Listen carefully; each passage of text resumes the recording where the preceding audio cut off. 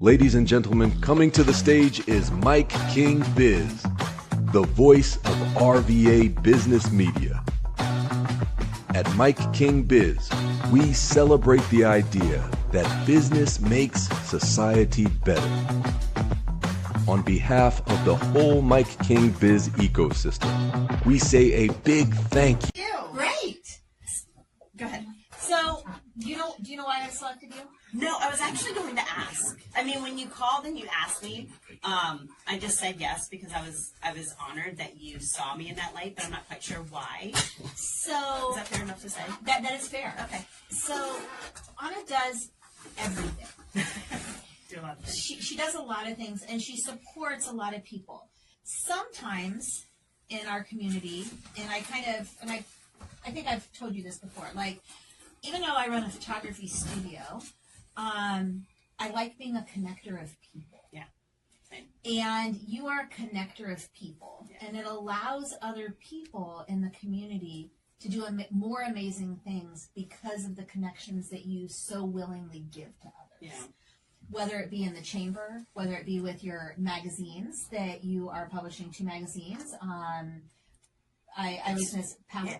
So it's actually changed. So it's Swift Creek Living and Neighbors of Magnolia Green and Fox Creek. Okay. Yeah. So that's a Okay, recent that's change. a recent thing. That's a recent change within the past 2 weeks. Yeah. Okay. So whether she connects people with publications through the chamber. Yep.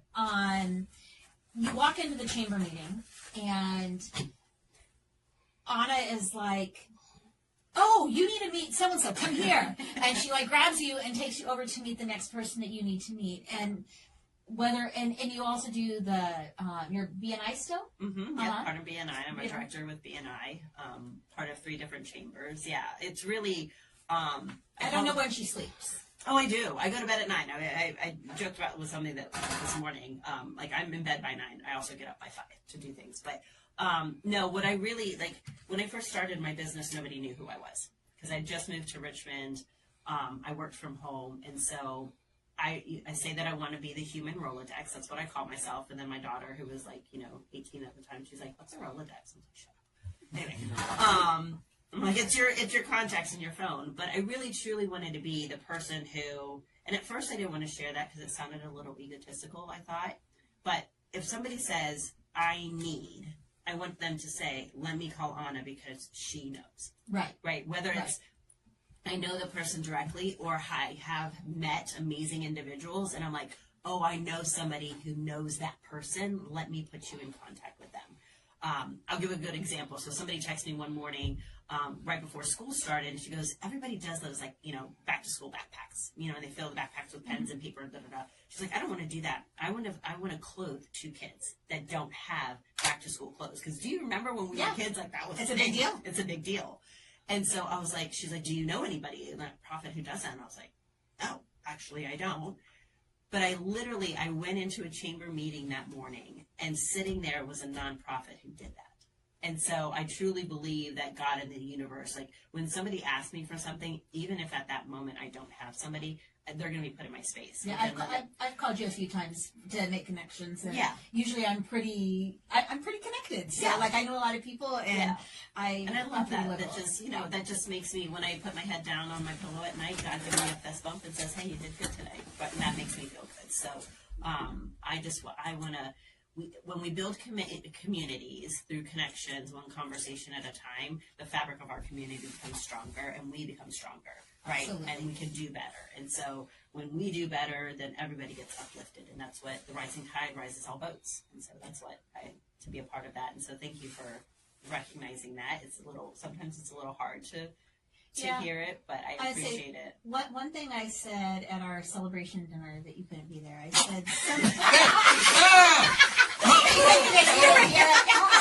that is nice. It's fair. It's accurate and fair. One thing I said to the people that were able to make it was, the reason why I do this is because the people that give the most seldom take the time to take care of self. And I think it is very, very important to give pause and give rest. Yeah. even if just for a couple moments, Yeah. for the people that are giving the most, because it's difficult, right? It's difficult to pour out of an empty cup, and sometimes even the givers need to be poured into. And so, with that, I try to use Influential's project as a way of just giving back, just a little tiny bit. Pouring into us. Pouring into you guys a little bit, I because you guys all pour into me too, and I think it's fabulous. Yes. So thank you for Absolutely. being influential. Thank you. I appreciate it. I was honored. All right, we're wrapping.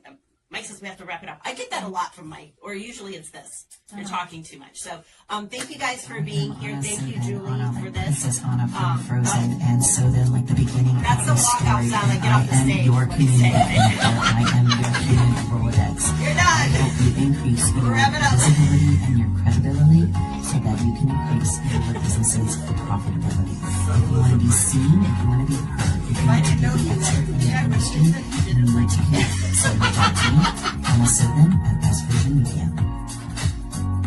All right, that's my walk off stage song, ladies and gentlemen. Thank you so much for being here, and Julie, thank you so much for doing this. I'm honored to be a part of it, and then for you to bring such amazing individuals into our space as well too. Thank you. Yeah. Bye, everybody. Hey, it's Kelly Lemon from the Virginia Wayside Furniture Studio for an all-new episode of 8 at 4. It's Kelly. All right, here we go. Hey, it's Matt Pachilli from the Virginia Wayside Furniture Studio for this food-filled I'm Kelly episode. Lemon. And I'm Michael Paul Williams. And welcome to the After the Monuments podcast. Happy playoff season, 804 football fans. For the Richmond Times-Dispatch, this is Jeff Shapiro. I'm Justin Lowe, food writer for N4 Magazine and dining critic for the Richmond Times-Dispatch. And I'm here to tell you where Richmond eats. Our marketplace is accelerating at an unprecedented rate. At Lee Enterprises Virginia and the Richmond Times-Dispatch, we are investing in the tools, talent, and technology to tell your story through a fresh lens, lifting local brands and helping businesses grow. Let us help you amplify your message, reaching the right audience at the right time. Welcome to the Road to Richmond bracket unveiling.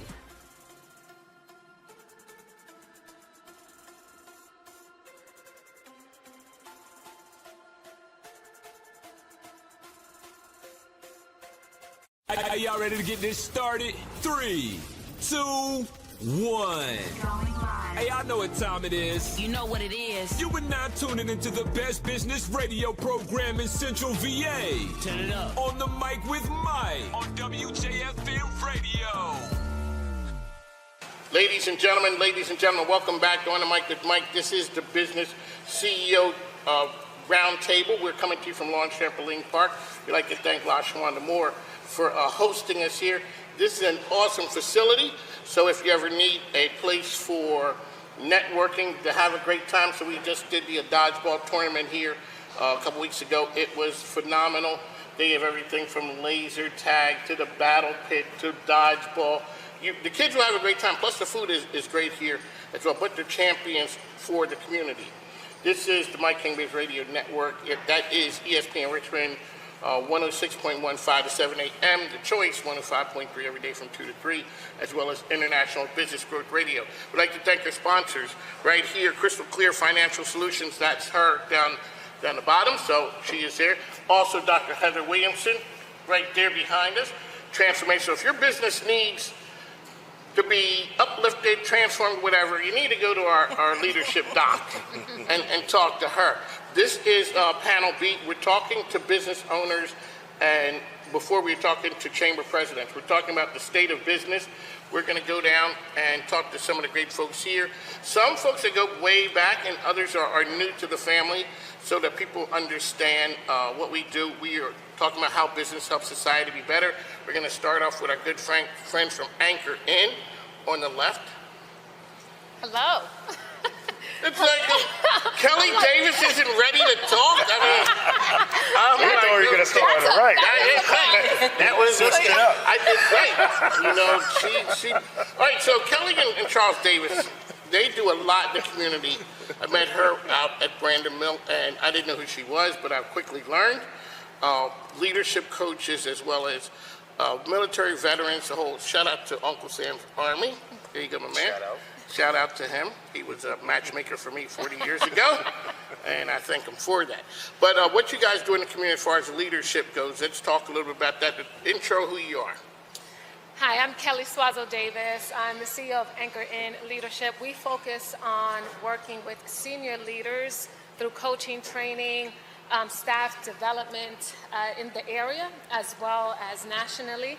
We have committed over 15 years, leveraging 15 years in government and corporate space to be able to bring those skills to work with senior leaders. In the community, I serve as the chair for the WBC at the Chesterfield Chamber. So that's the Women's Business Council there. We serve, my husband and I, so he'll introduce himself in a little bit. We serve across the military communities as well. And we work both, in the space of government, corporate, and we also work with mid-level leaders to be able to help them harness their skill of how to lead others. So with that being said, I'll hand it over to Charles and he'll be able to introduce himself. Yeah, well, thank you. So I'm Charles Davis. As Kelly said, we own and operate Anchor in Leadership. I bring to the table 20 years of military experience at the senior level, junior level. And so we really, I guess about 5 years ago, upon launching our business, we understood the leadership gap and the training gap that exists not just in the DoD, but as well as corporate and senior leaders, and how to really maximize your talent, and also not just maximize your talent, but in train your teams to compete, right? And to outpace the competition around us. So how do you do that? So we really focus on the training, the coaching, and as well as maximizing your teams and building your teams in order to basically whatever your competition is to outperform them. And we take that at heart. That's what we do. Not only that, we also serve.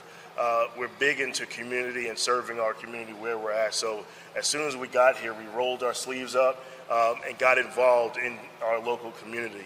We believe in bridging the gap, being gap builders as well, in order to build a community that's sustainable for the future. So thank you, Mike, for inviting us and having us here.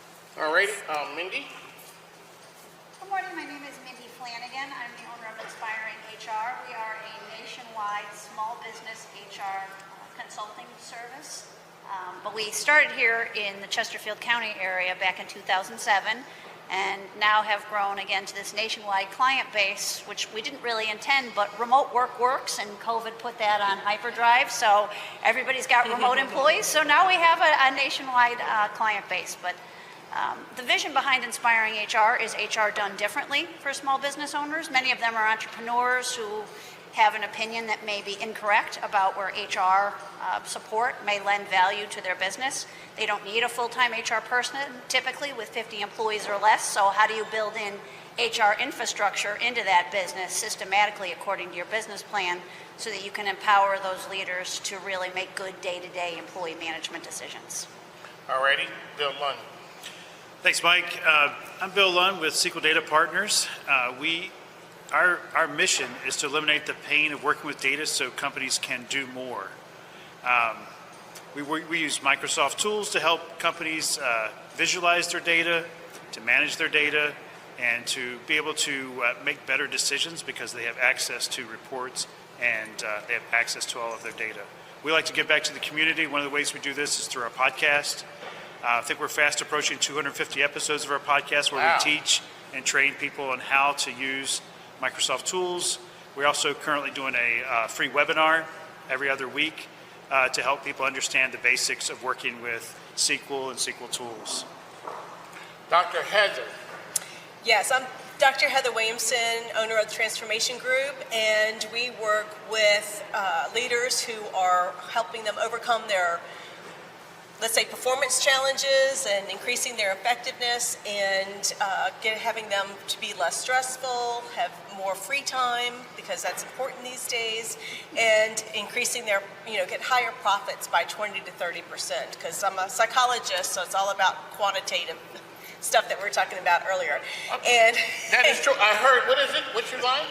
If you can't Oh. There you go. If you can't manage what you can't measure. So Exactly. That's So I'm right. big on measurement.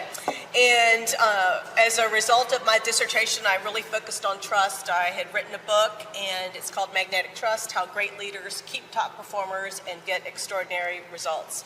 And you can find that on my website, transformationgroupllc.com, or Amazon.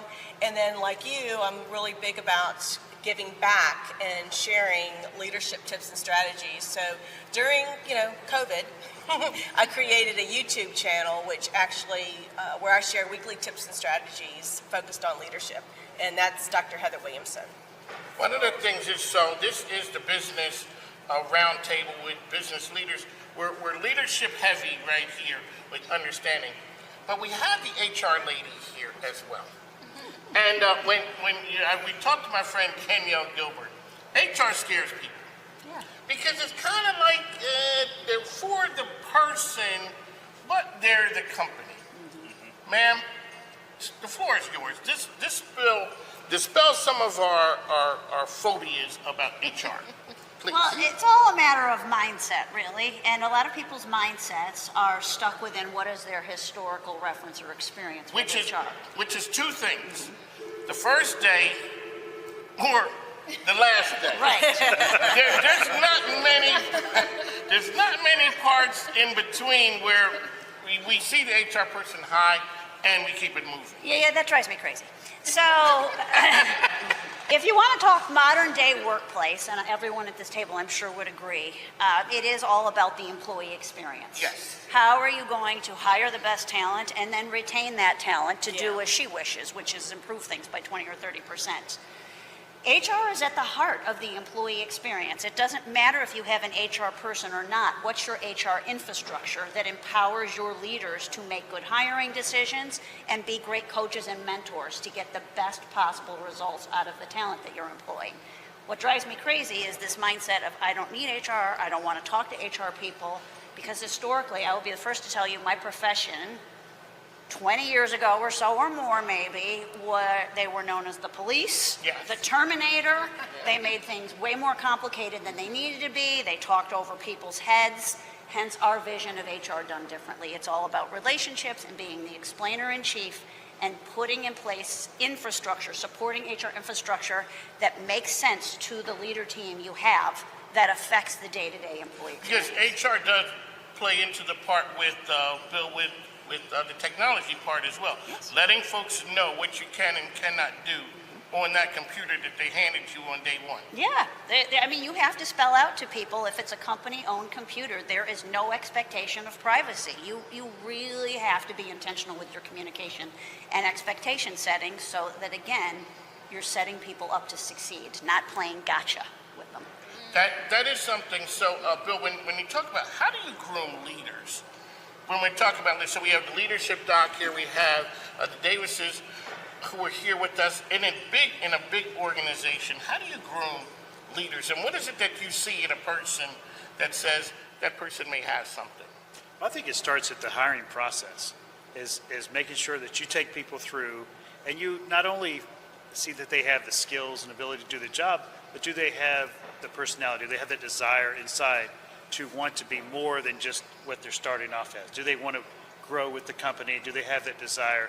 And then help them catch that vision. If they have that vision, and then you know they have that vision, as a leader, you're going to help develop them. You're going to put them on a program to advance, to have opportunities. When you know that there's a special project that you know might be difficult, but you know this person can grow from it, you're going to put that person in that role, in that project. And I had that experience with someone I hired. I just saw the potential, I saw her drive, and she moved up several positions, but I knew that was in her, so I kept a special eye on her, made sure to reach out. Even when she failed, we continue to work with her until she was able to get through that. And I think it's important to start even from that very first interview I had with her all the way to when she continued to advance. So Kelly, you've been on the DOD side, Charles, you've been on the military side. Let's talk about leadership within those organizations, because a lot of times people think DOD when you come in the door, you ain't leaving until, 30 years later. Let's talk about what leadership looks like there in NEWSFLASH. We've had a conversation about what military leadership is as opposed to in the civilian world as well. Yes, so part of our mission at Anchor in Leadership is train the professional, empower the person. And the reason for that is, just as Bill was sharing, when you have a leader, whether it's a senior level leader, director level, supervisor, if that leader is not trained on how to adequately build themselves as a leader, character, all that falls within integrity, how to build trust with other people, how to in turn galvanize a team, then that person cannot fully morph into the leader that they probably envision. So for us, being able to be in the space, as a DOD employee, I was able to see, hands-on in the government, what does it look like to go up different levels within, we say that the GS ranks. What does that look like? I was in the corporate space, in the financial space with ADP, so implementation consultants. How do we go up? How do we build those virtual teams at that time? That was 2016, 2017. How do we do that and really get people to move and support the vision of the organization, the growth, the milestones that need to be met, but how does a leader do that? We all enamored with the Jeff Bezos of the world, but they started with a vision. They had to then in turn pour into other people to help them come up and support that vision. So within organizations, within governments, for leaders, when we speak to them, we let them know, share your vision, share your milestone projections with your team. Bring them along so they can be able to help you get there. And while you're doing so, ensure that you see your people. Ensure that you're serving your people, you're listening to your people, and you're able to take them through their progression as well within their career. So it's all about a collaborative, collective workspace. When we're talking about the DOD, corporate sector, nonprofit, community entities, is all leaders being able to take that responsibility of not just developing themselves, but developing the people around them.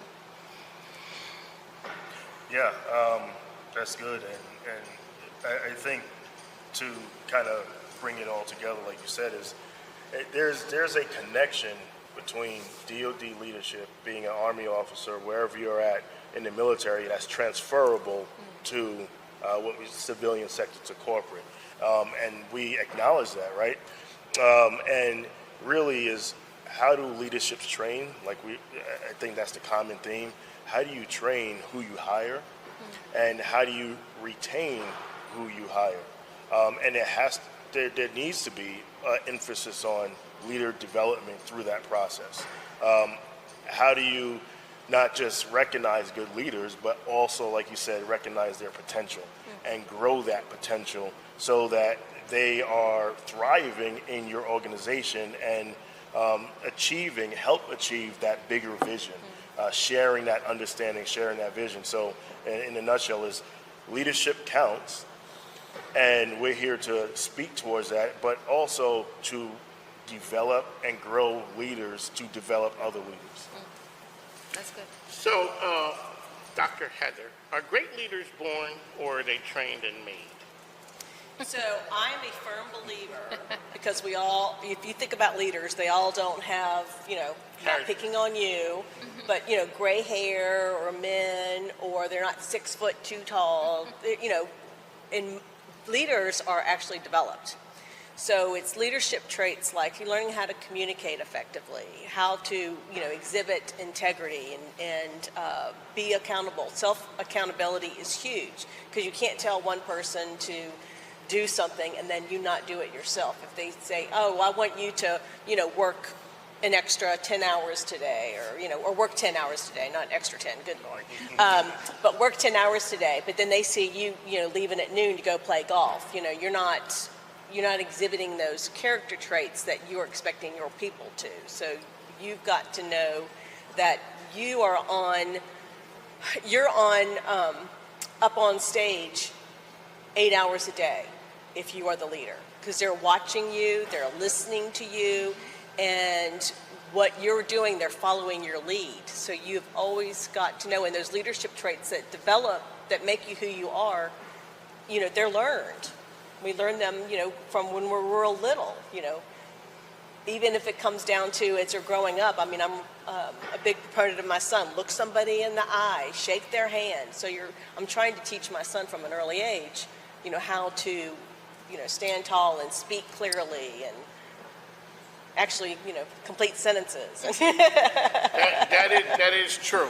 When we talk about leadership, and we always joke, and you know, we always say, even in the military, you don't ask the generals what's happening. You ask the people who are on the ground what's happening. When leadership, and I used to work at a place, and it was a private company, and the owners would always say, "Hey, we're going to give you this information, even though we do not have to." Yeah, no financial information. Because their idea was just like, it will work. We'll work better if you have an understanding of why we are doing things. Bill, let's talk about your idea of that. What's your opinion about doing something like that? Does it make sense to you, the reason why someone would do something like that? It does. And so I think transparency is something that employees want to see today. They want to see, okay, why are we making these decisions, right? What's driving that? And so I've seen success. We have one of our clients, one of the reasons they utilize us to help them with their data is because they produce the financials for the company every day to all of their employees. All their employees can see the financials for the company. And okay, hold on a second. Hold on. You know the funny part about that is when we first moved here, a restaurant closed down, and it was right before Christmas, and they closed up, and that was it. I'm like, wow, that is really brutal. You're closing up right before Christmas. But then I thought about if they told people that we're going to close in 2 weeks, who shows up tomorrow? That's right. So I'm showing you the financials because things are looking good. I'm walking around with my chest stuck out. Things are really good because I'm the man. But what happened when I hit that? Things aren't so good. Now I got to come and say, hey, folks, this is what it is. You know, we're the Phillies and not the Yankees when it comes to the money. And things are not working out well. And all of a sudden, I see HR getting notices where you're like, well, Bill put in his 2 weeks, and, you know, Mike, and all of a sudden, because is that a danger to that? Well, I've seen some creative ways to address that. Sometimes I've seen companies, they knew that they were going to go out and I worked in the staffing business for a number of years, and I saw companies said, hey, we're going to end this distribution center. We're going to close it out. And so what they said, look, guys, we're closing in 3 weeks. We'd like for you to stay. And if you stay, we'll offer you a financial incentive to stay for the next 3 weeks. Okay. So they offered a carrot. Now, did that work? No, because some people just went down the road. But some people stayed because they offered something, and they also saw that the management team was being transparent with them, that they weren't trying to do that, like you said, Mike. All of a sudden, hey, 2 weeks before Christmas, we're closing the doors. So they appreciated the honesty with them. Have you think it's changed somewhat because of technology or people in general, that we have to, as business owners, we have to be more open now than we were in the past? I think so. And I think it's also because of the Gen Zs and the millennials. They are more astute and inclined to research, to know and ask the questions, what's going on, what are we working towards, where are we going, you know, in the sense of this project, what is it used for? So, and they have access to information. And transparency really allows also the organization to build that culture of we in this together. This is what's going on. This is what we're aiming for, and right now we're hurting on this end. So, you know what? How about some cross training? So things of that nature, and those conversations is what brings about after, you know, being as transparent as possible. But to answer your question, Mike, I think is the access to information and the feasibility for employees to be able to get that information about their employers of what they're doing. That is true. Mindy, this is On the Mic with Mike. This is our CEO and Business Leader Roundtable. We're talking about, this is turned into a leadership conversation because it should, because I got leadership experts here with me. So, Mindy, are people more, I guess, more equipped when they come into HR now than they were 15, 20 years ago as to whether it's their rights or their Dr. Heather, or do you think I've been in HR before? You think there might be something there? Yeah. Wow. Well, I'm going to have to hear this story at some point. Okay, so here's the story. Okay, tell me. So there was a Thank you. guy. I get some context. You know, when a person says, "Hey, let me tell you." So there was a person who was the HR person, and he wanted to be my friend. Okay. I wasn't sure about that because when we are there talking about the company, who am I talking to? Am I talking to my friend or am I talking to Mr. HR? I sided on, I'm talking to Mr. HR. And we didn't become real friends. Something funny? No. But that, because that was that fear kind of like HR. And the HR was, you show up the first day, everybody's really nice, you don't know anything. And it's kind of like when a person says, when I was over at WNTW, they said, Mike, can we talk to you for a moment? I'm like, listen, I was in the Army for 20 years, I've been married for 40 years. Nothing good follows, can I talk to you for a moment? You don't get promoted, you're not getting a bonus, nothing. If you ain't gonna give me a bonus, you're just handing it to me and saying, here, congratulations.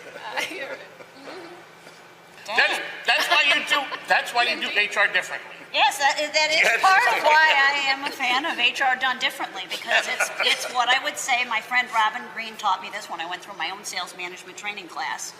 Everybody's got to get rid of the head trash. So to answer your question, I like that. I do, head trash. Don't let head trash get you down. Don't look backwards, look forwards. Yeah. Right.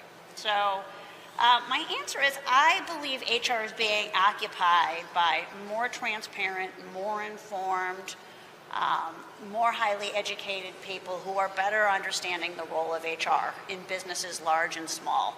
We understand that we are there not to be the employee psychologist or some sort of place where employees just come and complain, and we become the time wasters in the psychologist chair. Do you think that that's what people have thought of HR as? Yeah. Yes, yeah. for sure. Yes, this is one of the reasons small businesses think I want nothing to do with HR, because their historical experience with HR has been employees just go there to complain and nothing gets solved or fixed, and it's all a bunch of waste of time. That is not what HR is supposed to be. HR needs a seat at the strategy table so that they can do what's expected of them, which is support leaders and support employees, but never be there to undermine the leader-to-employee relationship. We are there to make sure there's connectivity between the leader and the employee. We are never there to undermine it. So, for instance, when a leader says, I want the leader title, but I really don't want to do one-to-one meetings, I really don't want to handle performance review, here, have HR do it. The answer is no.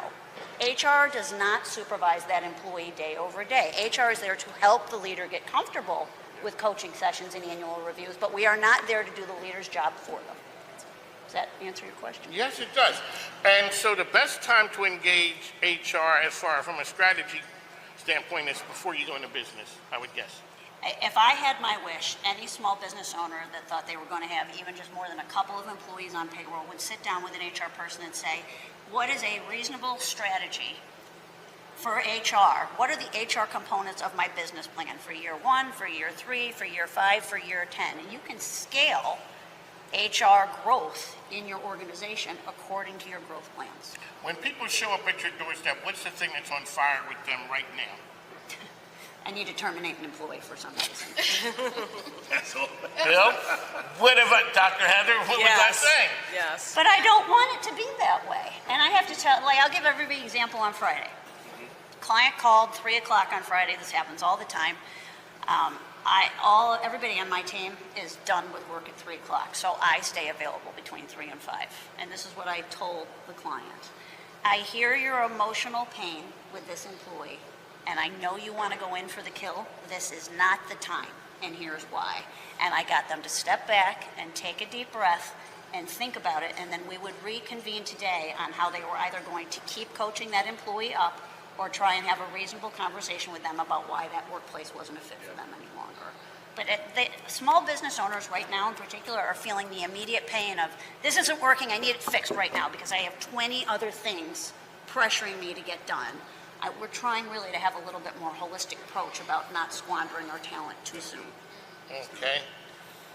Charles, let's talk about, if we would, the military's changed from a leadership standpoint over your 20 years. What's the difference? There's a lot. There's a little, but I think the difference is that understanding how to get better at what you do and get better every day. And that's how you change, right? So it's how do I get better every day, how I communicate with those under me and beside me every day, and how do I integrate and build a team, because honestly in the military you can't hire or fire, so to speak, your teammates. You come into a unit, for example, I come into a unit, I'm a commander and I come in at fault. I inherit that unit. And my job is at that point to build a cohesive unit from all different backgrounds. So, which makes my job easy and fun, but also challenging, right? So, and part of that leadership strategy is, hey, I have every different diversity in age, diversity in gender. You have all of this coming into your unit or your company or your staff level, and you get to engage people culturally. You get to engage people in their thought process generationally as well. So with that, there's unique experience for growth, for leadership growth, and for friction, and how to handle conflict, mitigate conflict, resolve conflict, and grow out of that. So it's a great time, especially now with technology and integrating technology and integrating all this various thought into really how do we make our organization better, resilient, healthy, and really engaged in serving our nation and our communities well. Bill, what do you think it'd be like to lead a company that you can't fire people? That's what he has. You have to coach them up. But you have to coach them. You have to know the people and how you can help them get the most out of their talents and abilities that they have. Are there ways you can train them? So I'll give you an example, Mike. I have one of our operations manager, our company. She came to me and said, I'd really benefit if we had a daily meeting at the beginning of her day and go over priorities for the day. So we have a 15-minute meeting every day. We go over priorities for the day, and then we're aligned. We're aligned. There's clarity. She has clarity of purpose for the day, and she has clarity of purpose for the week, but yet we do this every day. Every day we have a 15-minute meeting. And I think it's a powerful meeting. It helps both of us know what we're going to expect from one another. And she said, the great thing is she shared that's what she needs, right? So I know what she needs, and so it's been very helpful for us and very helpful for our company. Before she came to you with that, was that something that you thought that was needed? We were having a weekly meeting, Mike, and so that weekly meeting, she said, "Boy, I'd really like to meet more often." So I heard that and said, well, "We could do that. That's not a problem. I have 15 minutes every day. I'd love to talk to you. I'd love to be on the same page." Yeah, that's good. Dr. Heather, leadership when you can't fire people. What's that like? Leadership when you can't fire people, from a business owner's perspective, could be very challenging.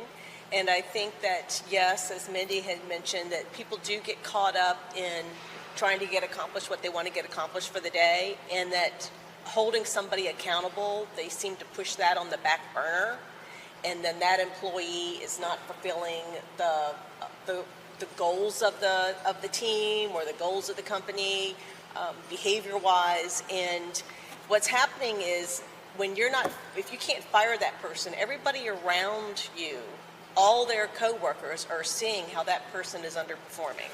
Yes. And when they're underperforming, and if they're high performers, they're going to start declining in their performance. And I know this because I have been there personally. And I'm like, why am I busting my butt if, that's true. You know, Mary Sue is not really doing as much. So I think holding people accountable is something that I hear so often, and even on, you know, my videos, that has over 1,000 views on that one video, because it is, people struggle with having to know how to do it. It's the how. And that's It's definitely. It's fairness. Yeah. It's the how. And being clear on what those expectations are, and then setting up, you know, catch-up times during the week to make sure that whatever's been communicated is actually being done. And that's the gap I see. Is people, the leaders that haven't had time to or didn't commit to coaching and feedback, and now you're ready to terminate them. But for where I sit, they didn't know they were falling behind. You have to keep communication going with employees and give them regular coaching and feedback for them to really understand they're underperforming. And when you miss those opportunities to communicate, you're missing opportunities to hold people accountable. Yeah, no, and I agree with you. Is how do you hold people accountable? I think it's one of the difficult things. But if we talk about hiring, right, and one of the hiring practices is how do I hire people who can communicate and also who can communicate through conflict. And one of the hardest things that we train, not sometimes, that we do train our clients is how do you handle those difficult conversations? How do you get someone, an employee that is doing most of the work? And what we found is that most of the time, 9 times out of 10, they're not communicating with the person who is not holding up their end of the bargain. There has been no communication established, and some of the leaders, what they'll do is automatically default to the person who's performing well and give them more tasks. Instead of going back and saying, hey, no, we're not going to give you more tasks. We're going to communicate to the one who's not holding up their end of the bargain and give them the same task and give them opportunities now, pointed directional opportunities to fail or succeed. And then what we found out is when you actually sometimes focus intentionally on that weakest link, they actually become a vital member of your team. Yes. One of the parts that we talked about when you talked about, well, Mike isn't doing their job and he's bringing the whole mentality or the overall effectiveness down. The military is a thing that says when you say that you're not there anymore, whether they call it ring out or quit or you are dropped, we never see you again. We never see you. And you know what? And we don't think about it because we're too busy trying to keep ourselves there for the next day. But so you don't have an opportunity to infect the group with bad thought or indecision or all of those things because Jonesy isn't there anymore. And we don't think because he was yesterday and we're in the moment trying to go from today to tomorrow. So this has been on the mic with Mike. This is our leadership roundtable here. I didn't think it was going to go this direction, but I'm looking at this group. It is. So we have some experts here. We're going to start down on the end. How can folks find you? You can find us at www.anchorin.co, as well as on LinkedIn at AnchorIn and Facebook. We work with individuals, our clients actually are across industries, and we work with you to be able to harness your leadership skill to lead other people well. So connect with us, and we look forward to hearing from you. And you're also radio talk show host. Yes. There you go. So that's what they do. They have a program. It's on ESPN Richmond talking about leadership. They bring up different perspectives. One from the DoD side, and the other one is from the military side, which I understand. Mindy? Okay, Mindy, here, I have another one. Okay. We're going to let you go. The person doesn't want to go anywhere. You want Bill or Mike or Joe to be gone. Okay. Can you talk to your other HR brethren and sisterin to possibly change that wording? Well, I really like to try and appeal to people's sense of reasonableness, right? And bring together a meeting of the minds. If you have committed to being a culture where we are here to grow and nurture people, that doesn't always mean that grow and nurture people means they're a fit now or they're going to stay forever. So there has to be honest, transparent, professional, reasonable conversations between both parties on are you a fit now or are you not a fit? And if both parties agree this isn't the work environment for me or this isn't the job for me, that's fine. Let's all work together to set you up for success wherever else you're going to go, in or outside of the organization. You have to appeal to people's sense of reasonableness and make them feel as though you are caretaking of them and their best interest, whether it's in your organization or somewhere else. Well, thank you. I feel better. I came into this feeling Where there's better. a will, there's a way. You know what? That's it. And being Easter Monday, I feel better now. So, you know, some of the ideas and, you know, questions that I've had in the past have been cleared up. Good. I think that's HR done different. That is HR done different. And how can people find you out there? InspiringHR.com is a lot of good information. We've got a resources page where you can download some free materials. You can sign up for our newsletter. We also have a YouTube channel where I haven't done quite as well as Dr. Heather has at some videos, but I have some quick tips and videos on there as well. And we also have a big presence on LinkedIn, my own personal page, Mindy Flanigan. Yes, you do. And our Inspiring HR LinkedIn page itself, which I'm trying to grow followers on.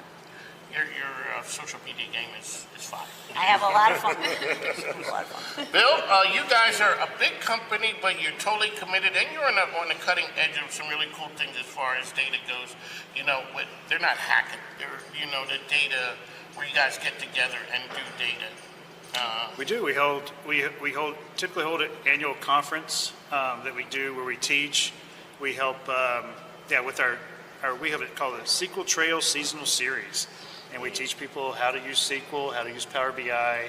So we bring experts to these sessions, and they're free webinars available on our website.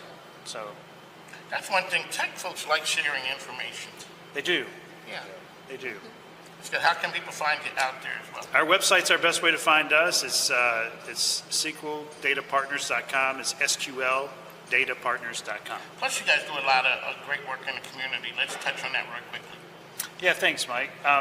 We help with a couple different networking groups. We have monthly networking groups. One's out by the Airport Business Association, meets out on the third Wednesday every month out by the Richmond Airport at the Fairfield Inn and Suites. And then we also are members of WIMBY. WIMBY's What's Happening in My Backyard. It's a great... That's what I'm coming to. That's right.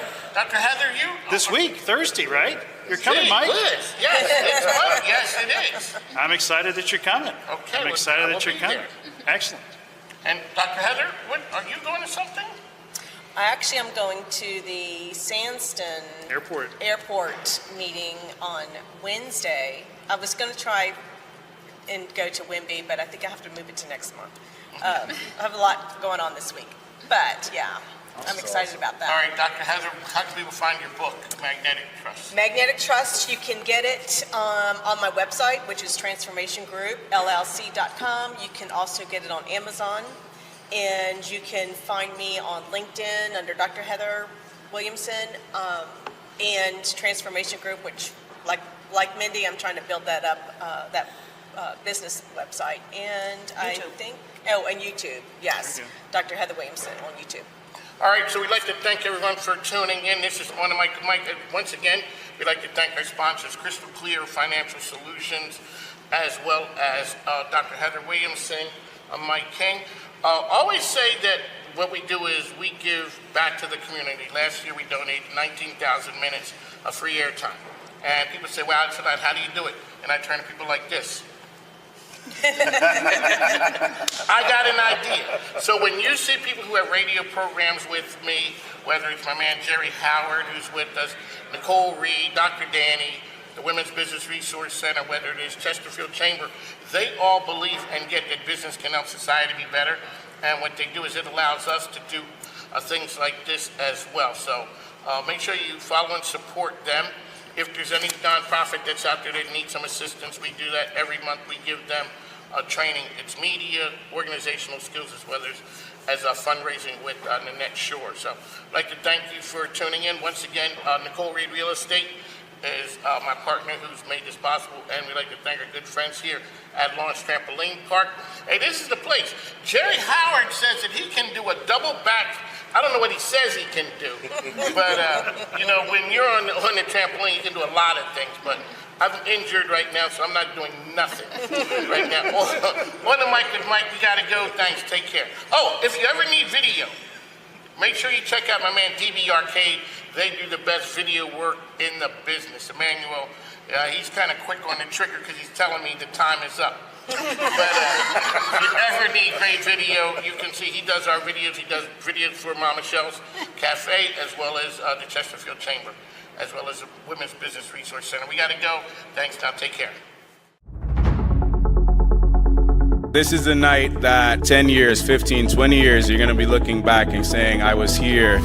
There's an inflection point happening in technology. We get to lead it, and we get to lead it right here in Richmond. We must prepare existing workers, students, and communities to be able to use AI so that no one is left behind. The real story isn't AI itself. The real story is what AI makes possible. AI is the new keyboard. It's the new mouse. It's not the answer, it's the instrument. And the more people we hand that instrument to, the more possibilities we turn into realities. People want to be together when you're making a difference.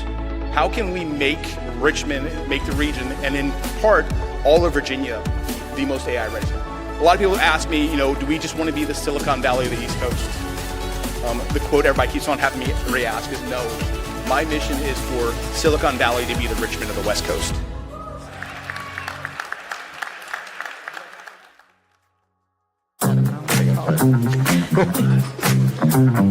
Credit or debit? It's your call. Call Federal Credit Union, your best call for free checking. This happens in RVA. On this show, we share user experience and customer experiences, best practices, so you can have actual insights for your business. I'm a user experience and customer experience strategist at Service Keys, and I'm your guide in helping you understand how user experience happens in RVA and what you can do to retain customers and increase revenue by having good customer experiences. Mike, today I have a little something new for the show. You brought something along with you. Yeah. So that's my thing. I got something. Oh, okay. All right. There you go. It's a red thing. It's a red thing. Okay. So this is the UX Happens in RVA buzzer. All right. And okay, 1 second here, ladies and gentlemen. Lisa Dance is going to let us know what that buzzer is. okay. Okay, ma'am. All right. So this buzzer is, as you know, I'm sharing stories about customer experiences, and you know, when we get to those friction points, because they do happen, and we're going to use the buzzer to sort of highlight that this is something that we need to be paying attention to, because this friction often costs you customers and money. Right, so you know, just to kind of give it a little heads up, is you know, that's a problem. Yeah, that's a problem, right? And so we're just gonna have a little fun with that yes, today. Because a person may not think there is much in their world. Right. They may think it's okay because they haven't given out the buzzer. Right, definitely. So the customer is frustrated, and there's no way that they know. Right. Well, they know because the person may not come back. Right, but that might be that's it. They don't miss them maybe to 3 or 4 months later, right? You know, or the next year or quarter, and we really had a big drop off, right? But it was in that moment that the issue happened, right? So what you do is, ladies and gentlemen, Lisa Dance is she's like a doctor, and I'm the patient. And a lot of times we don't know what we don't know. So we didn't know that there was a problem in real time. Right. People were upset, clients were disgusted, something went wrong. There were friction points that we didn't notice. We noticed it again. It's lawnmower season now. We didn't notice it again until lawnmower season next year when we saw how come we had a big drop off. Right, absolutely. That's the user experience thing that you're talking about. And we also talked about, you put it in English and in everyday terms because we don't think as a business owner, oh, that's not me. I don't have a problem. I don't need you, or I'm sending you down to the IT department to talk to the techies. Right. And nah, this is not just the IT. This could be something, but this could be cost. Your CFO may be concerned about this right here because we're losing money on, some of these friction points. Definitely. And so we've talked about a couple of terms, user experience and customer experience, but then we throw customer service in there as well. And so I want to kind of just define them a little bit, just to give a little clarity. So customer experience, people generally, customer service, let's start with that first. People are more familiar with that, and they are like kind of how the company treated me, or when I call or I can make contact for a specific issue, right? Sometimes it might be a problem, or maybe just I need some clarity, right? That's what people really think of as customer service. That's what we're used to. Yes, That's folks of my age and experience, customer service. Right, yes. The person was nice. When I called, they helped me, all those things. So that's the customer service layer. Right. Okay. Yes. Customer experience is the whole customer journey from when you became aware of them all the way through to a purchase or after purchase. And it's something that is, ideally, it's planned, so you have planned so that there aren't those friction points, right? And it incorporates, all of the experience across all channels, right? Because you can be in person, you can be on the phone, you can be online, all those channels. So the business owner could know more about the customer service piece because they're going to get direct feedback, well, possibly. Right. I may not be as sharp on the customer experience because if my brand could be out there being viewed in a certain way, or a person could try and interact with me and I don't know about that part. Right. And that's where a person like me could come in and help you see that, you know what I mean, get insight on that. And then, like smaller companies, they may be just like introducing a product or service. They may not necessarily be doing that full planning of the customer experience. Oh, sure. And so that's why we get those friction points because things don't meet, right? Within the experience that someone is having, right? And then there's user experience. So user experience is usually thinking more about a particular interaction, and it could be an online tool, it could be an app, it could be a form, and it's like and is that easy to do? Is that intuitive that the person knows how to do it? Is it easy? Does it actually work the way it's supposed to? Because we see UX, we see those two letters put together all over the place. Right. And a lot of times people don't understand what that is. Right. It's the experience, okay? But no, it's more than that. It's, when you try and do this system, and we don't think of them as systems. Right. We just think of them as, I was told to do this, and it didn't work because it didn't line up with that thing. That's the whole user experience, that the customer is the recipient of the business not being sharp enough to understand that's a problem or a friction point. Right, and is it usable? And I'm really passionate about things being usable because that frustration point when you're trying to do something and it should be easy to do, I'm just trying to buy something and I can't do it, like that really, motivates me in my work. It's like people should not be experiencing those types of frictions on really simple transactions, you know what I mean? Right. And especially if you're spending your money and it's a job, A lot of times, there's so many hard things out there that when we get one that's easy, we're like, wow. Wow, yeah. I mean, we don't even think about it. We're just like, okay. It's, it is the same way I look at like Publix. I go to Kroger a lot. It's not that same experience at Publix. I mean, I may be spending more money, but it's like the Publix Wegmans thing. I'm spending more money. We're in there whistling, everybody's happy, holding hands, spending more money. But you don't have those friction points to make life hard. Right, yes, definitely. And you said it, life hard, because one of the things I try to emphasize is that it can get really stressful and frustrating when you have these experiences, and it can start to like ruin your day, right? And so I don't know, businesses are in the business of ruining your day. That's not their intention, but there can certainly be a lot of things that are happening that are ruining people's day. You know what I'm saying? And is that going to be something to motivate them to come back to you?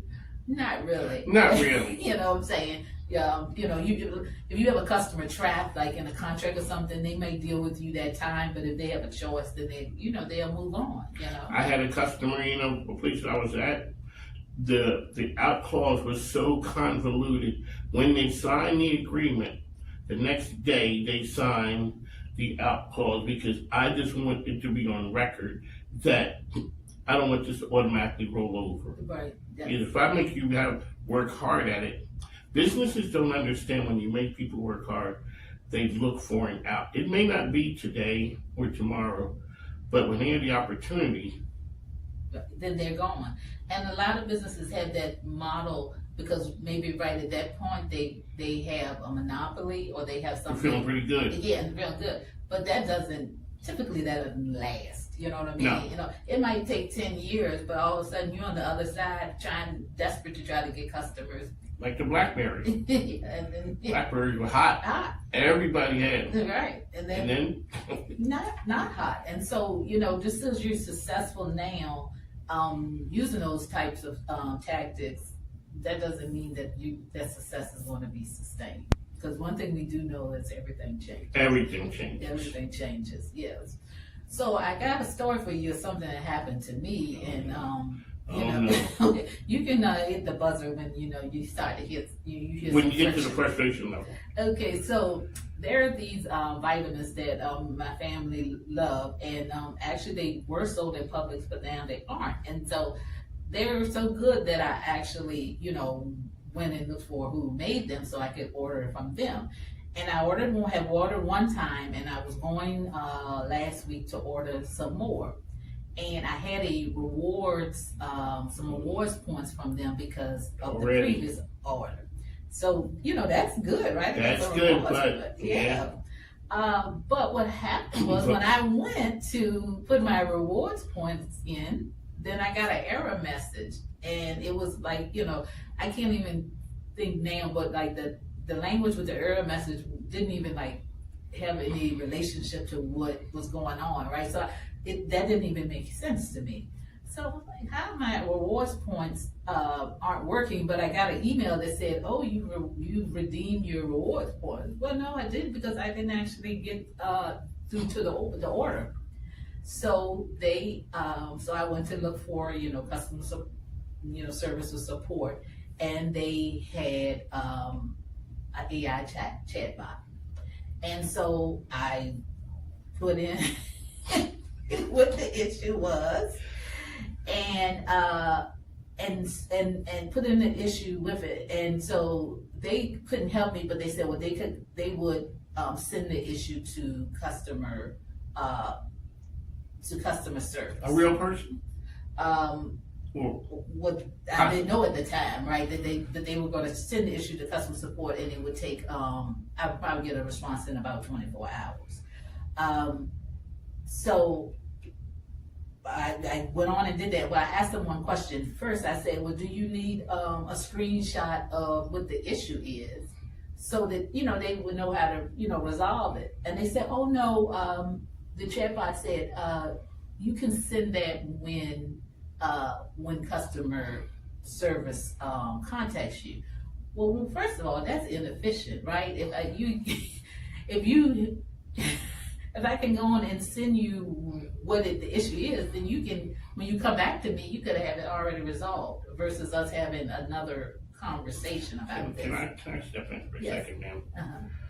I have a few miles on me, but it's concerning that you're having this conversation with back and forth with a bot. Right. It's not even, before it used to be a one person, another language, it was hard to get through. Now you're asking a bot, Billy or Betty the bot, whether I should give you this documentation. Right. They are sharp enough to say, no. I don't want that. Right. I don't want that crap. Yeah. I'll pass it on to the next person. Right. Okay, I'm sorry. Yeah. So I didn't get a response for like 4 days, so I went back to the bot. There you go. Now you got to go back to the bot. Go back to the And you bot. probably don't go to the same one because they're off today. This is the new bot. This is the new bot. Now you got to go way back to the beginning Right. and explain that I talked to your cousin Right. 4 days ago. No, right. It was supposed to be 24 hours. Okay, I'm sorry. Yes. And so I, explained what the issue was, and then they said, well, we'll let support know about it. So then I get maybe about 30 minutes. I get a email from I'm assuming an actual person, right? And they say we sent you a response about it, and I said I didn't get a response. And one thing I want to note about this is when the bot said they were going to send it to customer support, I didn't get an email that said your issue has been sent to support. Like, a lot of companies. When it's been escalated to that. Right. So that was a missing piece of it. And I'm giving you it because if I had that confirmation that they actually made that other step, that I would have been a little bit more informed. I'm just assuming that the bot did what the bot said it was going to do, right? So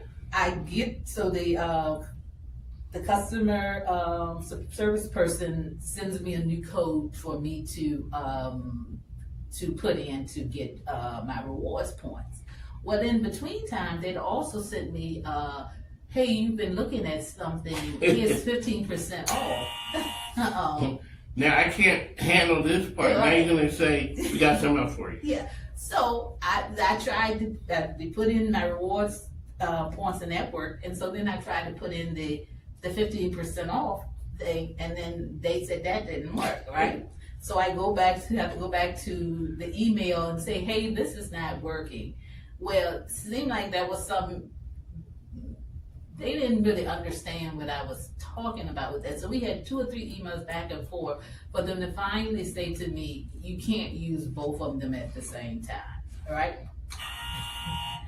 I get it. And I was just trying to get some vitamins to make me healthy, help me be healthy. But you told me as a kid you were out there looking for injustice. So with the customer, okay, now let's go back. It really is. I mean, the bot had no empathy. One, so you can see there are a lot of friction points. You seek them out because you like what they offer. Right. Now all of a sudden, after you go through all that, do you feel the same? I don't, right? And so I'm going to look and see if I can find another intermediary, a store or something where I can get it from that I don't have to deal with that anymore. Because I still like the product, but that was just, that was a lot. And especially when it came back, but I couldn't use both of the coupons, is that wasn't actually on the page. It said you couldn't use a coupon with a subscription, right? Now I could have pushed the point and said, hey, this and all. I was really kind of tired at this point. We've had several bot interactions, several emails interactions. I was doing a lot of unpaid customer labor to give them money for their bite. You are working, they're putting the customer to work. Yes. Then that becomes a problem. So now, you were loyal, you like that product. How about if a person has kind of liked it? They're not giving them another shot. They're going to a competitor. Right, yeah, definitely. And especially maybe they haven't used vitamins before, so they say, I just go to somebody else's vitamins. So who says these are that good, right? And next thing you know, the business loses out, and they didn't. So this is not a tech problem. this is a foresight problem of, we got a problem here, and how can we make it so? Okay, so here, I was listening the other day, and they were talking about at a graduation, university, you heard that? Yes. You heard that one. Now that was funny. Yes, funny. They were telling people, basically stop cheating using AI. And for the graduation, they used AI. Right. And messing the names up. And missing names. people. The girl said she was there long ago, walked across the stage, now sitting there, now you hear your name. Right. To the point that the school has to admit, sorry, y'all. Right. We kind of cheated. We took a shortcut. Right. Sometimes when you do that, there's a human interaction that I don't know if we'll ever be able to. Now, I don't want to sound like the old man, get off my lawn. But that bot was doing everything in its possible power to help you. Maybe it gets overwhelmed. Well, the part of it is when you initiate these things, you have to plan and design for not only the happy path when everything works out, but the unhappy path, what actually could go wrong. And a lot of people don't do that. And unfortunately, systems are not perfect, people are not perfect. And so you have to plan for all of the things that could go wrong. And so if they had really thought about it, okay, how can we be more efficient? One, the bot could actually get a screenshot of what the issue is so that we would be further along in it if you have to have customer service handle the issue. But even before that, why was the reward points actually giving an error message? This is something that they promote, so how did that issue happen, right? So it's a lot that you could, if you planned it and tested it, you would eliminate a lot of issues. So when you talk about friction points, a lot of companies there's a thing that says sales cures all. Okay. It does. People, walking around like we run the joint. We do. It's like okay, give it to me. But there's a saying like we're killing it. You're making sales, and you're making sales at all costs. You're going to cut a corner here, make a deal there, a backslap there. Everybody's happy, except for the operations people. Right. Yes. You're killing it means something totally different to them. Right. And it's not a good thing. Right. So that's when we start looking at whether it is a customer. Everybody is a customer in this user experience thing. Employees who work together, yes. Customers who come in to buy, and that's where you take that and that to make that English to a person to say, you know what, your salespeople are just killing it, doing all that, but they're overwhelming the system. Right. When you came with that idea of this promo, you didn't realize the stress that it would put on your people. Right. Have you ever went to a business or called about a promotion and the people who are on the front line don't know anything about it? Yeah. Or you're in a store and you come up and we put some up on the counter and the person looks at, we have that? Yes, absolutely. I didn't know we had that. Yeah, right. And now they're like, oh wow, right. I'm gonna go get me one as soon as I get off of work. I didn't know we had it. Well, they have to call a manager. Is this legitimate? And the manager may know, and or not. They're looking at you suspicious, like you printed it at home. Exactly. Like here we go. Okay, so now we just talked about the Wegmans and Publix, the user experience. My favorite, and it's bare bones, is Aldi's. There's never a question. Like, you're doing it on your own. Excuse me. And the person walks over like you did something. Aldi's, that never happens. Okay. It's always, it's efficiency. Right. So there's not a question of, I don't know how much this costs. All those areas become problems. If you eliminate those, the experience, now you're not going to be in a whistling, holding hands because it's the most fun place ever. Right. But you're able to get in and out. They're efficient with that one. Yes. And that takes planning. That doesn't happen by accident, right? And so that's what saying is that, you know, you have to take some time to plan for when things don't go wrong or go right, because unfortunately that does happen. And so when you plan for those things and actually eliminate that being an issue, that is such a better experience for customers. You seem to have the personality of an operations person. The salesperson, we all, okay, this is going to work. We don't need to have a contingency plan that it's going to go wrong. Nah, it's going to go right. And then all of a sudden you have the people across, well, we ain't inviting them to this session anymore because, so what happens if? It's not a problem until it becomes a problem. You're right, definitely, yeah. So yeah, definitely that's me. Like I have a philosophy about things is the train has to get to the station. The train has to get to the station. So all the things that you're going in between that, how are we planning for the train to get to the station? Because it has, there's the ultimate goal for getting to the station. Right, you know what I'm saying? I can't promise you that we are going to New York, and then all of a sudden I'm taking you to Albuquerque. Albuquerque. Yes. Oh, we gotta make a stop. Yeah. We gotta get to Albuquerque. Yeah, no, the train has to get to the station, and so we want to look at all the things, the barriers that could prevent that. Are we having bad weather? Have the tracks disintegrated? You know what I'm saying? Is there an issue at one of the stations that we pass on the way? Like, all of these things can happen, and you have to have planning. And like you said, foresight, looking further than right here to make sure that you have eliminated all the barriers and issues that you could, One time we had, and now this is before everybody had cell phones, so we had, we were coming from Pennsylvania, we were meeting up with some family members who were coming from New York and New Jersey. We're gonna meet on the highway. So, we do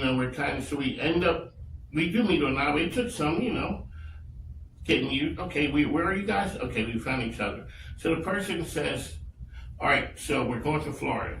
We're going to Disney. So, do you know how to get there? I'd never driven to Florida before. Right. I'm like, yo, we stay on this road, we're gonna run into it. If we stay on this road, we're going to run into it. We know that. That is a fact. Right. Now, what's going to happen between here and there, that may be something different. But your experience, there needs to be planning along the way, and a lot of times, planning gets in the way of a good time. Oh yeah, definitely. And because people want speed, right? Oh, yes. I have this new product, I have a new service, I want it out there. So we did minimal planning. We didn't test it. We just put it out in the world and see how it goes. So that leads to my second story. So I go to a lot of networking events. Small business, and you're trying to offer your services and make potential customers. And so I'm always talking to people and trying to explain what I do. And I met an executive at a local HVAC company, one that had been in business a long time. And in that conversation, I was asking, well, what's your, main, things that customers, complain about or are frustrated with? And he said, well, if we can't get back to them soon enough, right? And I said, okay, and then in the conversation too, he shared that they had a good problem, is that they really weren't hurting for customers, right? Everybody would love that, right? So then he told me that they were going to use AI to answer customer calls. Can I ask you a question? Yes. Were you, at that point, were you starting to feel it? Yes. Were you starting to get that little, okay. Oh no. I'm sensing some trouble, right? Because you have good loyal customers. You're not hurting for business, right? So we don't want to harm that, right? And so as I asked some questions and all, and about were they testing it, before they launched it? And he said, yeah, we've been testing it internally. Yeah, we've been playing around with it and testing it. Okay. And then I said, well, are you testing it with customers? And he said, no, we hadn't done that. Yeah. And that's the Did he know that he had hit that point yet? Did he say it confidently, or he kind of like, okay, maybe? He said it like they hadn't considered that. Maybe me saying it was like, oh, maybe we should do that. But am I convinced in that conversation that that they were going to do it? I offered my card and said, hey, we're going to talk about this, and see some, some insights on, maybe what you should do. I haven't heard anything, right? But let's think about this in a, and you call them the HVAC company. So one, you don't know, most people don't know how to even explain what their problem is, right? And now they're going to be talking to AI, to a bot, right? So is that translation even going to be there? Yeah. You also, people typically when they call those companies, a lot of times they're in a crisis, right? Yes, it's a hectic. Yes, they need help now, right? And so that may be making the conversation, also more stressful and not as clear, right? And is that bot being trained for that? And then also customers be like, are they going to be using the language that the bot knows? Because I say things like, well, the thingy right there is making noise. Like I don't know. The bot just exploded with that. Yes. But Mary or Sue or Jimmy on the other, they understand. Right. They understand that. Right. If you're talking to a live person, and then they can kind of walk you through what exactly the issue is. Now people say, well, they could train the bot to do that. Yes. That could definitely happen. But have you really looked at all the ways a customer may be communicating with you about these issues? No. And then program that into the bot so that it can answer their questions and have a good experience for your customer? No. No. For the most part. Yeah, likely not. So that's just to say, and this is something I say about AI. I know everybody's AI for everything. I challenge that in saying, do companies in particular situations understand enough about the problem to be able to have a bot or AI program to handle every instance of how a customer might come to them about something? And the answer is no. And the answer is no. And so people will say, well, the bot is not supposed to do that. Well, they're selling it like the bot or these AI can do all of that, right? And so that's the piece here is that, these systems have to be used in the ways that they can best do it. So a bot might work very well if this is like a regular customer, and maybe they're just getting maintenance, right? And that, because that's, and it's like that. But, they might be wanting maintenance, but then they have 3 other things. So it may not, work all the cases. But if it's just, you're doing your annual clean out your system, appointment, and you just want to have that set, then that might work very well. But if I'm in an emergency, I don't know exactly what the problem is, and I need help. You want to make sure that you are showing that same experience that got you to being successful and not wanting for customers now with that. I think it'd be easier for, say, a car dealership. It'd be easier for them to automate the service department. I understand some could be on fire, but for the most part, where you're scheduling things. do you think that they're going to take and automate the sales department? Like, we're only going to sell using bots and we're only going to sell through AI. And the answer is going to be no. I can't take a chance on that. That's like one of my favorite shows is, 911, what's your emergency? If I'm screaming and it's on fire, AI is it may blow up because you're like, a whole lot's going on. It might not be able to handle all that and really decipher that this is something serious. Right. As opposed to, we have these appointment dates available. Which one would you like, A or B? Are the times are 10 and 12? We can do those things. Or I'm getting phone calls. They can take those phone calls. It's the same way that I walk into Home Depot or Lowe's. You can tell the people who belong there. They walk in different. I walk in there. I don't need AI or a bot. I need a person, Mr. Johnny, who understands that I don't even know what I'm talking about, and he can kind of walk me through where I need to be. That's the difference between the whole AI and a person. Right. You can use it as a tool, and that's what you're talking about. But sometimes those tools need to be, intertwined, so that's not a friction point. Right, absolutely. And I would say what you're saying with the car dealership, the service still is kind of like the HVAC.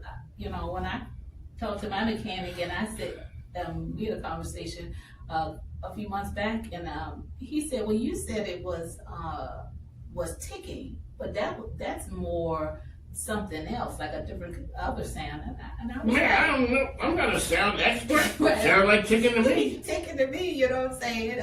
And so therefore, in those circumstances where people aren't really, the words are not exact, you know what I'm saying, and having nuances. And another thing I wanted to point out about using AI and bots is that they call it hallucinations, but I call it just straight lying.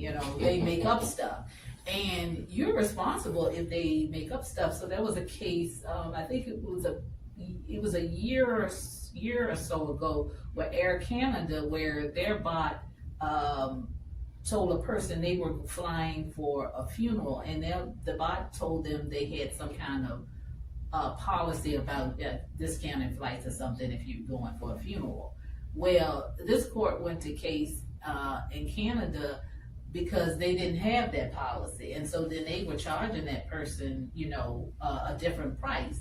And the court said that you're responsible for what your bot does, right? What your AI does, and so you have to be aware of that too. That it could be telling people the wrong information, right? And then you're going to be responsible for it, and then that's another friction point. Right, just like when they say when you call for customer service, all these calls are going to be recorded, and then when you ask them, can you pull up that?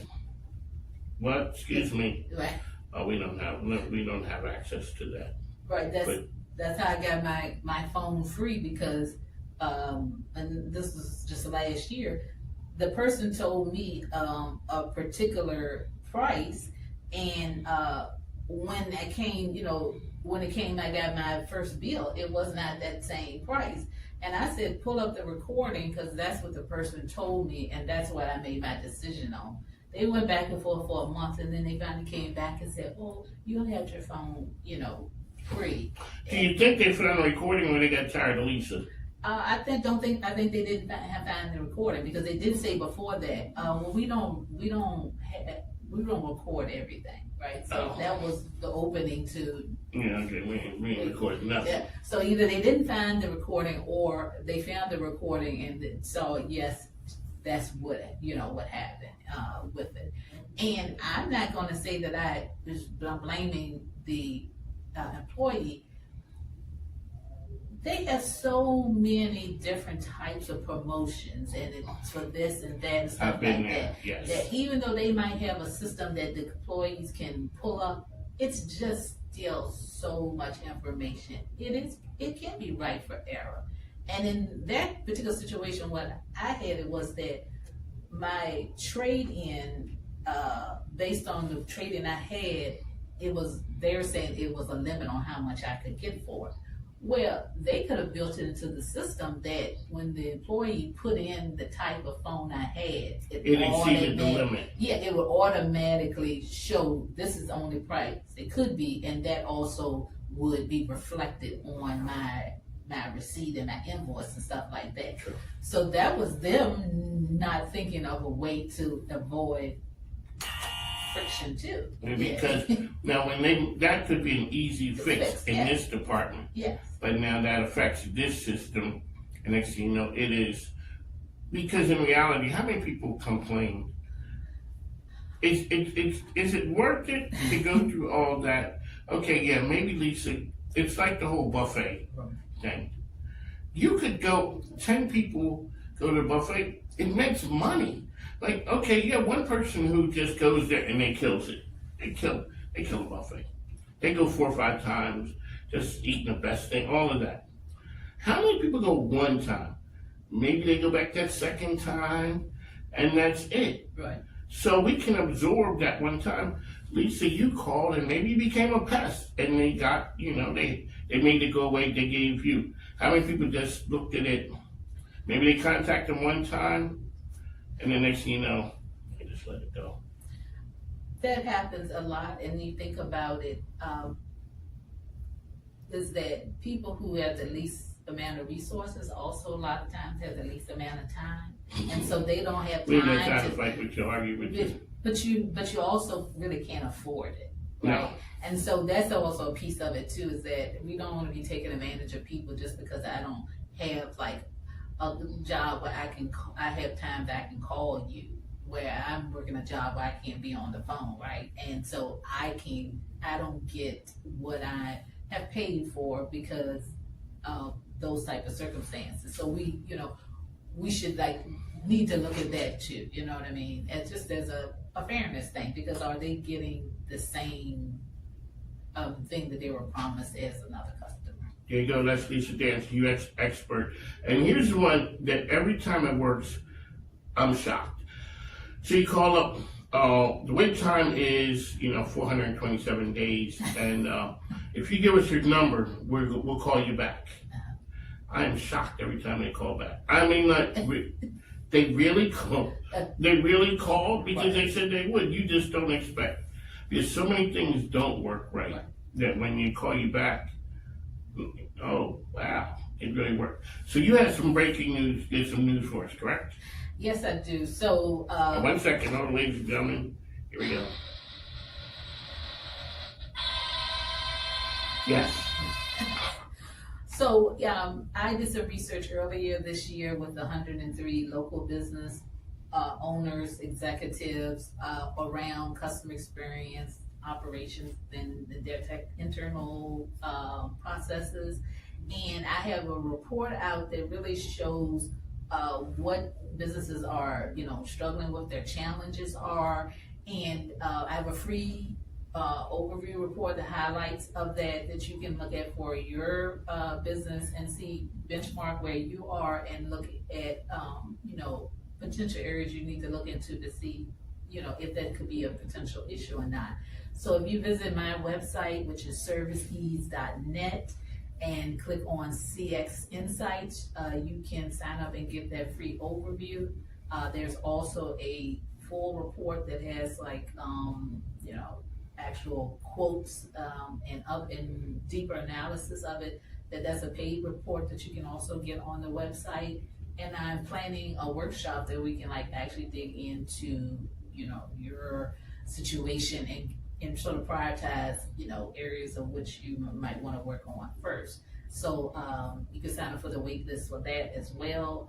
They're looking at for late June for that. So go to my website, serviceease.net, and get the 2026 Richmond Biz CX Pulse highlights.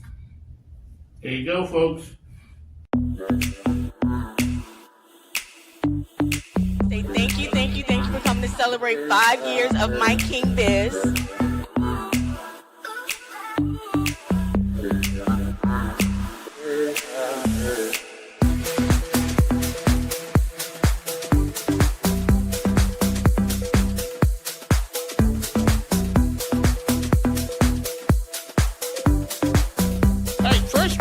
have Jenny Colby's going to come up. We're in her house. All right, so next up we have Reva. All right, next up we bring to my man, Mo Jackson. The next one, Jack, come on, man. There you go.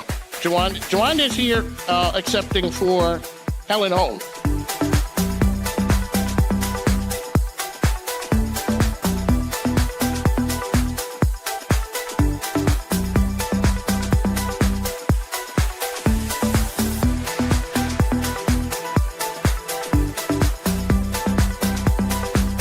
Make sure that you mingle. So the one thing that people do when they network is they talk to the people that they know.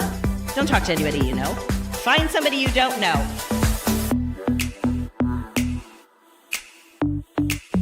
Everybody have a wonderful evening. Thank you for coming. It's the premier business media brand covering and connecting Central Virginia. It's home to Mike King Biz Radio, producer of On the Mic with Mike RVA, which airs on ESPN Richmond 106.1 FM, The Choice 105.3 FM, and worldwide on IBGR.network. Follow Mike King Biz for the best business-ish content in RV. Ladies and gentlemen, welcome back on the Mike with Mike King here, coming to you from the Mike King Biz called Federal Credit Union Media Center, high above Henrico. You got the good friend, the Google gal, Lizzie Morrow is back with us. Welcome, ma'am. Thank you very much, Mike. All right, so tell us what you do, who you are, and what do you have good for us this week? Last week you had some real good tidbits, and I learned a nap that is not just because I'm old and I need to go, any importance of keeping all your information together and consistent in one place. First of all, you're not old. You're like my age. And I don't consider that old. No, so, okay. But yes, we do have some great information. My name's Lizzie Morrow with Third Marble Marketing, and what we do, we offer Google Ads and SEO management services, and we build websites. And we are a Google Premier Partner, which means we're in the top 3% for what we do. And that says a lot, because there's a lot of, I'm not calling them false prophets out there, but everybody's an expert, but everybody doesn't have the designation like you do. Yeah, we definitely are a little different. We're different not only because of that, but we offer free workshops to business owners. So our mission is about helping businesses grow. So why not give them some low-hanging fruit to help them along the way? And we do those through workshops in person at our office. It gives the business owners a little opportunity to do a little bit of networking, but learn a lot about the Google business profile. And we also have another workshop. It's about SEO, so they can learn the basics of SEO. And you have those. So the next one, what is it? It's September? It'll be in September. Okay. The date is on our website. If you go to www.thirdmarblemarketing.com and go to the About Us section and look up the complimentary websites, you'll be able to see the date for that coming up in September. So September is a little ways off. Is there something that people need to be doing right now, as opposed to waiting until September? Yeah, I'll give you a little tidbit here. Hold on a second. Hold on.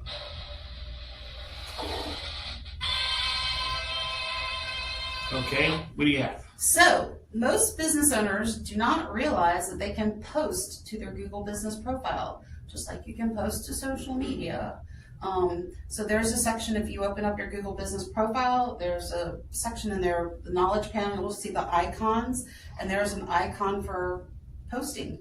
Now click on that and you would post on there. You can put a picture and comments just like you would on Facebook or LinkedIn. That's my tidbit. Ladies and gentlemen, how often do people look at you with that look like I have right now? Like, really? 24/7, 365. People do not understand and believe that part. No. And why is that important to put that on your Google review? Well, it's not a review, it's a post. Okay. But it's important because that on your is... Google business page. Yes. It's important because that's engaging. With you, as a business owner, you need to engage with your Google business profile. The more engagement you have with that profile, the more activities you do on there, loading pictures, loading posts, replying to reviews strategically.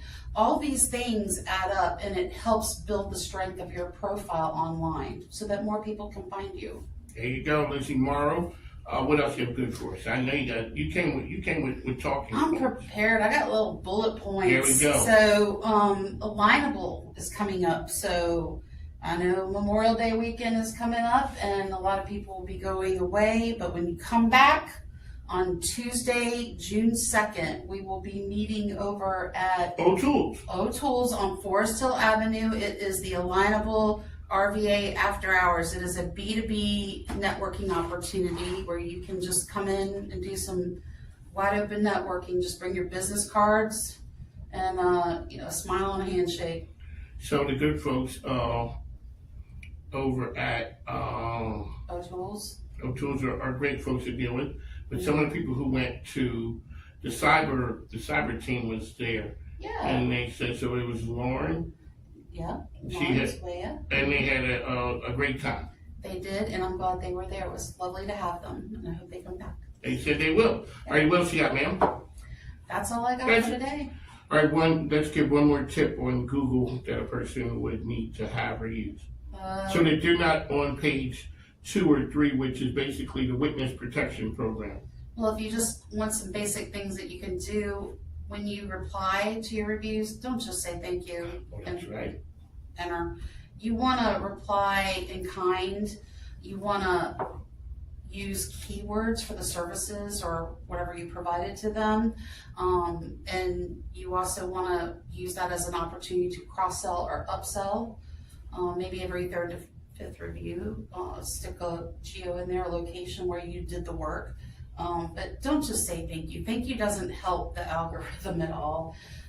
You have to put your keywords for your services in there or your products and let them know. Reply, even if the person wrote, even if the person just left 5 stars and nothing else, look up what you did for them and say, hey, so-and-so, it was really lovely to come out to your house and install that mini split unit in your spare room upstairs.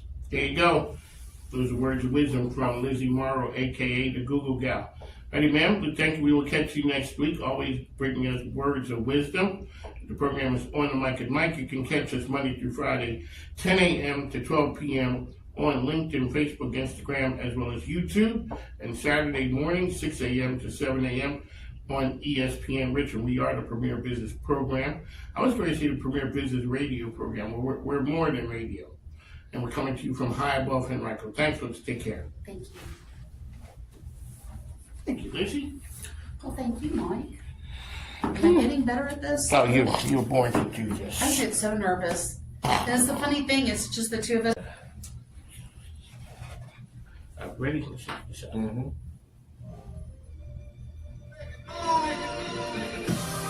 Judging how you judge say we going corporate. Nah, we just corner boys with the corner office. I'm at the cap table, what the splits is. Not that cap table, boy, we live this. Promoting how business can make the community better. No one does it better than Mikey and Biz. On the Mic with Mike. Check it out. Ladies and gentlemen, welcome back. Mike King Biz. On the Mic with Mike King here, coming to you from the Mike King Biz called Federal Credit Union Media Center. Hi, but from right, we got the man back in the building, Colby K. Icon Commercial is here. How are you, sir? Doing great. How are you? I'm good. You know what you remind me of? A mullet. A mullet? A mullet. You know, like, I've never had a mullet. I don't know too many people who did. But like they say, it's like business in the front and a party in the back. And now, how does that go to the ball head? It's not the head. It's you got the business up here. But then you're rolling in here with the golf shorts and the cool shoes. There you go. That is a man who, you can rock. Everybody can't pull that off like you do. Okay, well, I appreciate that. You're one of them stylists. Because I was wondering where you were going with the mullet. I bet you were. Yeah, absolutely. You never had a mullet? Absolutely not. Where you from? Richmond? I was born and raised in Virginia. So Northern Virginia. So I don't even think they had mullets up there. What's that? It's a northern thing? So I can't go back. I don't know if you remember a hairstyle called... remember shag? Yes. You remember shag hairstyle? I did have one of those. Really? But it was not a mullet. I don't think Shags are ever coming back. Shags don't need to come back. They don't need to. You know what else don't need to come back? Gumby don't need to come back. You remember what that one? Yeah.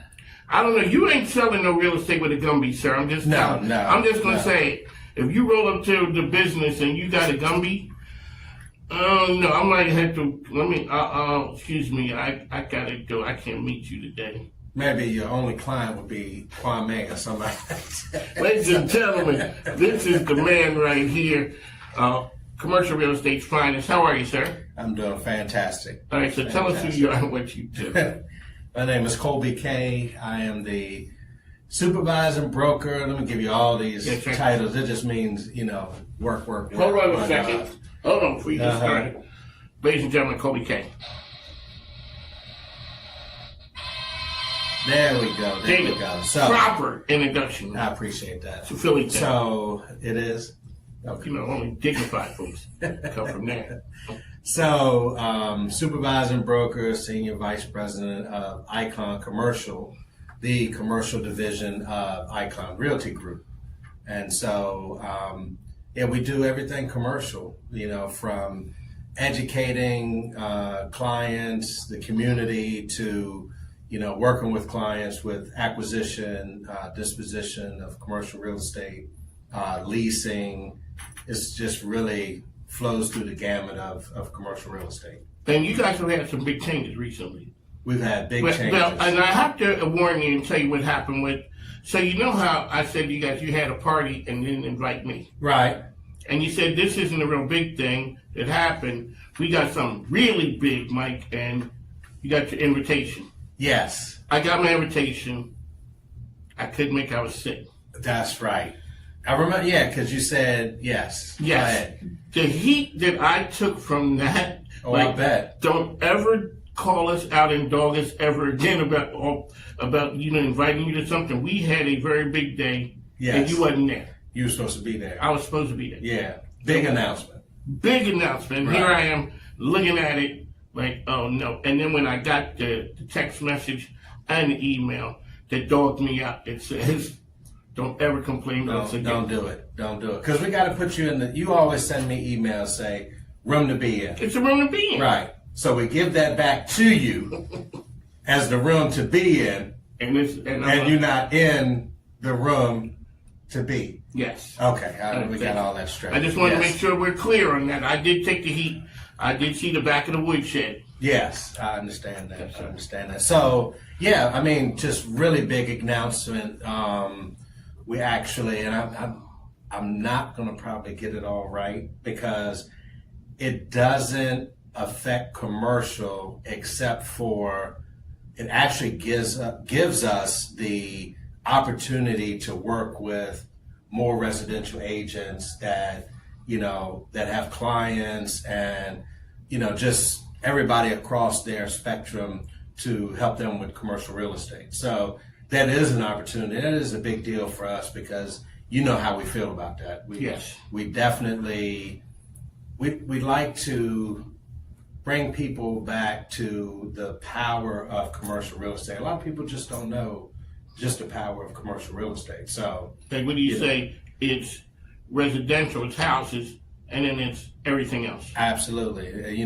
That's what I tell the residential agents. Y'all sell houses, I sell everything else. So when you look at, as you driving through the city or anywhere you are, that's all you see, buildings and, warehouses and everything like that. And with that, you got a wide variety of different assets. So, you have to be plugged in to your environment, to your market in order to be able to help your clients. There's also, you guys are always, you travel out of the country, you're one of them well-traveled men, you and your partners, Katina and Robert Jones. Mm-hmm. And you guys, whenever you're someplace, you're always looking at real estate. We got a lady over here with some African ties as well as some, some South American and some, I guess it's Caribbean. Is that what Brazilian. Yes. Oh, okay. Yeah. So, that might be a conversation because there's real estate and she also does AI. Oh, okay. That's it's fantastic. It's a whole bunch of, you ask somebody what they do and they kind of give you a vague answer. Right. Okay. And you want to get back get back to them after you spruce up what you do? Yeah, because, with some more details? Well, when I heard what they did, right, I was like, oh man, I had to spruce my game up. Oh, not for my King Biz. Oh, it's for the regular folk. Regular folk got to spruce their Ladies game and gentlemen, up, but, please don't listen to this man right here. So we're out on the road. We're taking our program, economic development, around the state right there. You guys operate around the state on the commercial real estate side. Absolutely. And so we do. We operate all over Virginia.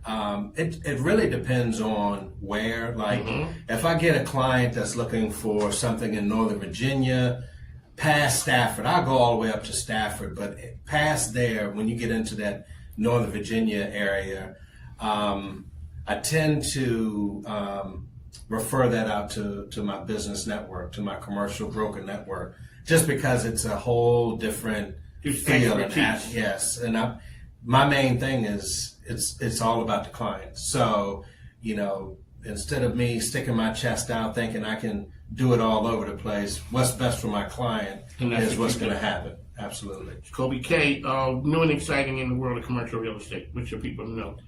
We're almost halfway done with the year already, man. Oh, boy. Isn't that people something? waited forever. They were going to straighten up. They were going to do the right thing in 2026. They were going to make all the great decisions. And here we are in May.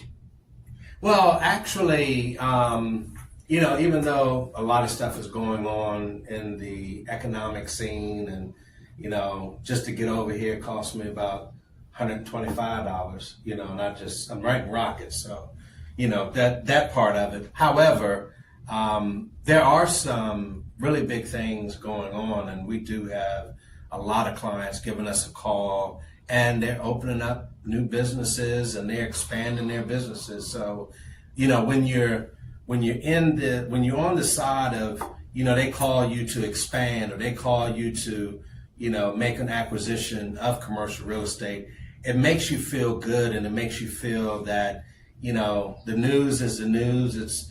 It's switched from being informative to, doing something else to you. So when you hear the story of the people on the street that are actually expanding and building and things like that, it makes you feel good, and it makes you, spread that around so you can get on the glasses half full side of things instead of half empty. One of the great things about Icon Commercial, Black-owned, and it's Black-owned excellence. Absolutely. That's the leadership there that you guys bring. It's always a pleasure. How can people get information about Colby K and Icon Commercial? And just to go back, it's Black-owned, but knowledge doesn't have a color. So, we definitely give knowledge and share knowledge with all of our clients. We don't hold back. Like I said, again, knowledge doesn't have a color, and we spread that. So you can get in contact with me at 804-293-2621. You can go on our website, iconcommercialrva.com, or reach out to me at Colby K, that's COLBYKAY at iconcommercialrva.com. There you go, ladies and gentlemen. Colby K, when he walks in, they play the best is here. That's what I'm talking about. All right, the man got to go. You have stuff hanging out with me all day. You going to the golf course today? No, it's hot. Is it hot outside? It's not too hot for the golf course, but I'm tied up. I'm helping clients. What did I just tell you? Okay. They calling me. I'm on the ground floor. The man is out there. That's what happens. I got to get out there. That's what happens with the man. All So, right. okay, congratulations on your daughter, man. Like I said, I seen her at graduation, hold that big check. Well, that part of that is I tell people, I'm just visiting here on Earth because I'm still in Cloud 9. She makes us very excited.